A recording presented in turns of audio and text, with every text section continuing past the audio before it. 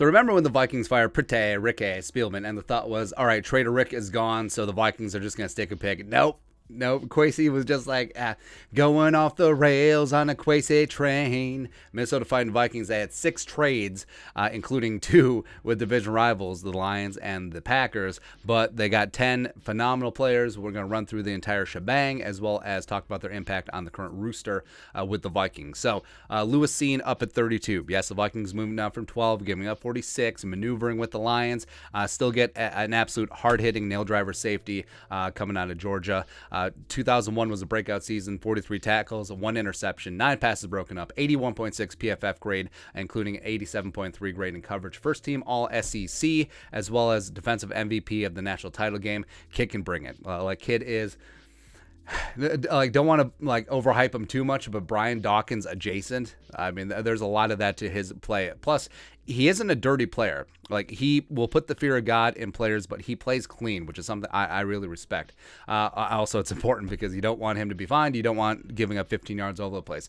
But looking at the class as a whole, so mainly focusing on big schools, focusing on big conferences, as well as big-time athletes as well.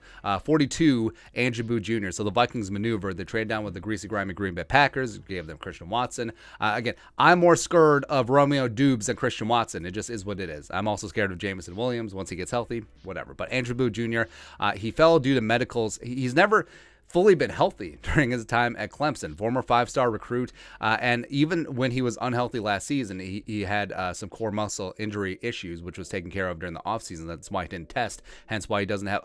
So the last column is relative athletic score. It's done by our guy Kenley Platt, Math Bomb, and it's basically an amalgamation of all the testing numbers at their specific position. Obviously, larger is better. 10 is a perfect score. So the Vikings they done pretty good. But Booth didn't test in the offseason due to the injury. But even last year, playing with that injury, 26 tackles, 3 interceptions, 5 passes broken up, 70.0 quarterback rating when thrown at, 78.4 PFF grade. Now, if he had been healthy last year, and in the offseason, I think that his draft stock, he probably wouldn't have been a first-round pick. So the fact that the Vikings get him mid-second round, or early second round, we'll certainly take that. Plus, he's got length, he's got size, and I think that he has a chance to be a true alpha cornerback. I think that he has a chance to be the best of Xavier Rhodes like he was back in the day. Second round, second 59. So Ed Ingram coming out of LSU, bit of a controversial selection for sure. 7.41 RAS grade, posted an 82.6 PFF pass blocking grade in 2021. That's his specialty, allowing only 11 pressures, 2 sacks, and 1 penalty. Now, I think that he does get into the interior offensive line conversation. He primarily played left guard at LSU, did start a little bit at right guard. Maybe he potentially works at center,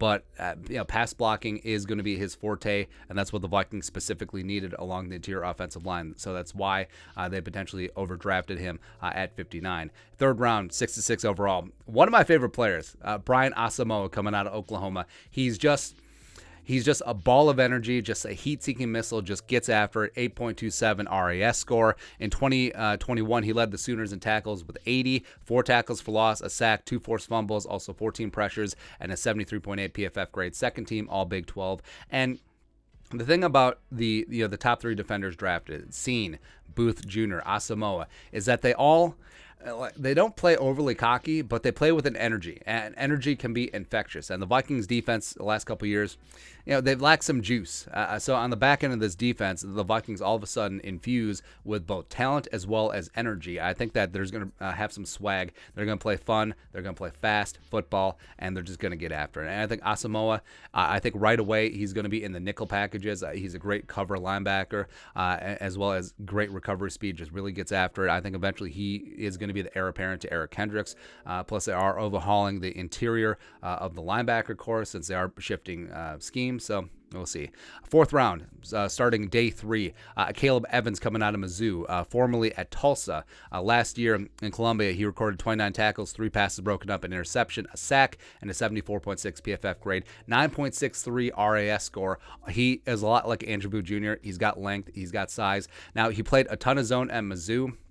That was the knock on him, is can he be a man-to-man guy? But it's a lot like Trent McDuffie at Washington. They played a lot of zone because that's what they played. right? So I think that Evans, with some good coaching and a lot of work, can become a fantastic man cornerback. He really does have all the traits as well. So I think that there's a chance that Booth and Evans could be the steals of the draft for the Vikings in the cornerback room. I think eventually Booth is going to start. Maybe Evans starts pushing his way all up in there with Cameron Tiny-Dantzler and Chris Boyd and Harrison Hand. He'll firmly be in the mix. Next up, 5th round, 165, sticking with the Gophers, Ski Ma, Useze Otomewo, coming out of the Gophers, a 6.63 RAS, but fantastic pick. So he was a top 30 visit, and Useze last year posted 30 tackles, 3 sacks, 31 pressures, a 79.4 PFF grade, as well as 84.3 versus the run. Now, at this point, you're not drafting guys who are probably going to be starters someday. And I don't know if Useze is ever going to be that guy, but what he can be is a great leader, a great team first guy, a guy that is going to do the dirty work in the trenches, whether that's stopping the run, whether that's absorbing blockers to keep linebackers and edge rushers clean, both inside, outside, playing some 5-tech, playing some inside on NASCAR packages. I think it's a rock solid pick in the 5th round, and yeah, absolutely love it. Also in the 5th round, 169. Nice. Running back Ty Chandler, speedster coming out of North Carolina. So now his RAS score is kind of low, 6.38, but he ran a 4.38 40, can really get after it. He is a true blue third down back, rather. Transferred to UNC in 2021 from Tennessee, ran for 1,092 yards, 13 touchdowns, 6.0 yards per carry. Nailed it. He also caught 15 balls for 216 yards and a touchdown. Recorded at 85.9 PFF grade. Also has some experience in the return game. But I think that the Vikings are starting to plan for life after Dalvin, who next year has a large salary cap number. We'll see what happens, and is a year older. Alexander Madison's in the final year of his rookie deal. I think Kinkene and Wangu is still going to be in the mix as a running back as well as the kick returner. But Ty Chandler does give them some flexibility, especially on 3rd down. In the 6th round, so you got a great project offensive tackle in Vidarian Lowe coming out of Illinois. High character guy, just really gets it. Was a 5-year starter with the Illini. In 2021, he only allowed 12 pressures, 4 sacks, 2 penalties, and an 80.2 PFF grade, which is a career high. Honorable mention, all Big Ten.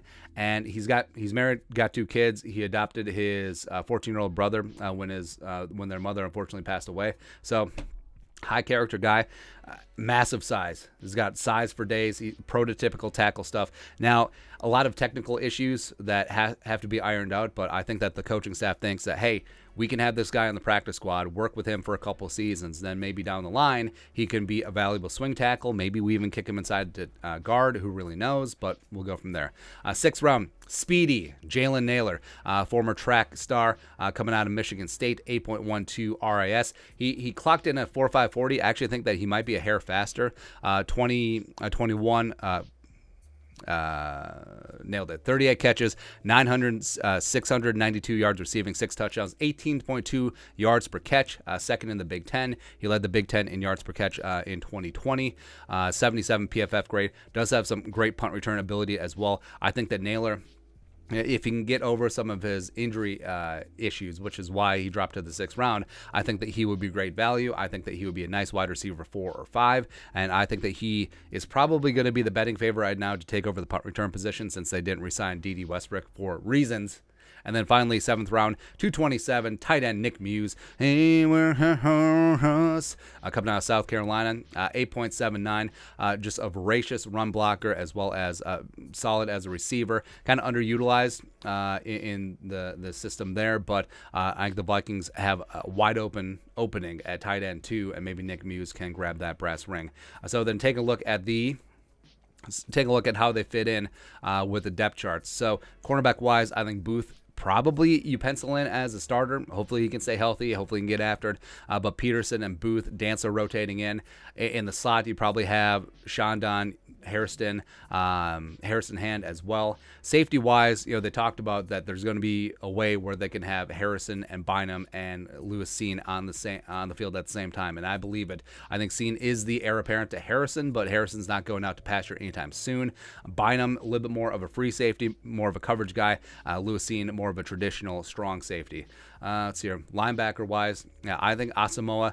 Jordan Hicks, love him. I think he's a great value pickup as a veteran, but it's going to be hard to keep Asamoah off the field. Same thing with Blake Lynch to a degree.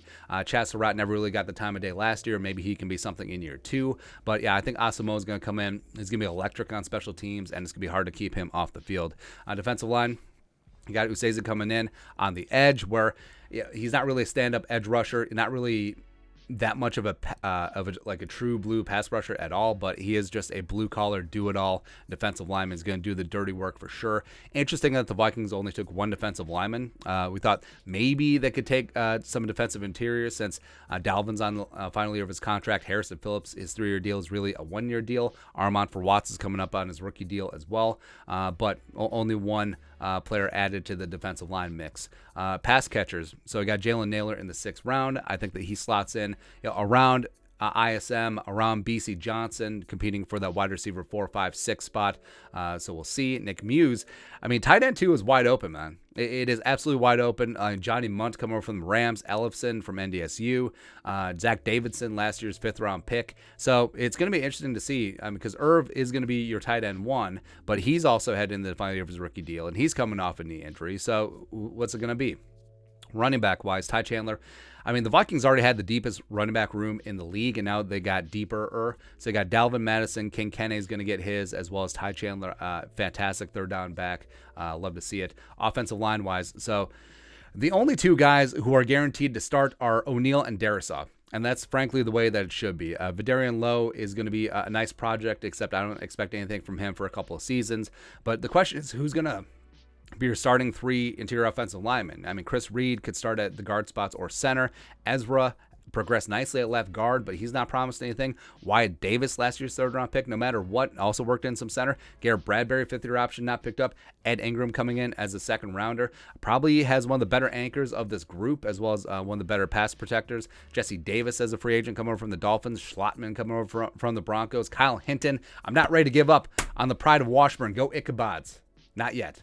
Not yet, man. But, yeah, I mean, it was a lot of fun. Like, a lot of questions as Kwesi was making some moves that maybe didn't sync up with a lot of people. Plus, I love how people get mad. It's like, what's he doing taking that player at this pick? Can't he see that this big board that I looked at ESPN 5 minutes before the draft started, that player is much lower?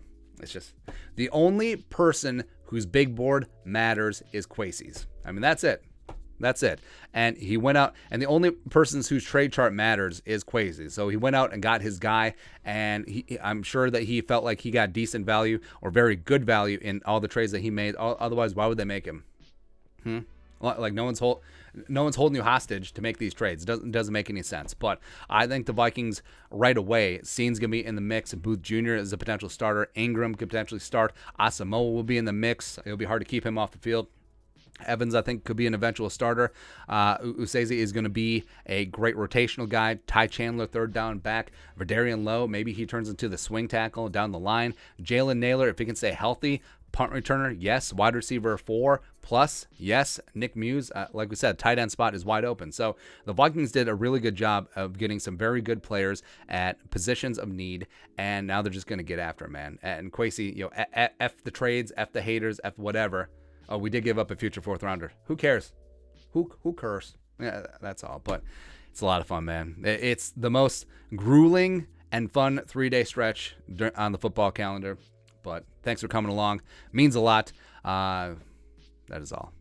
Skull production value.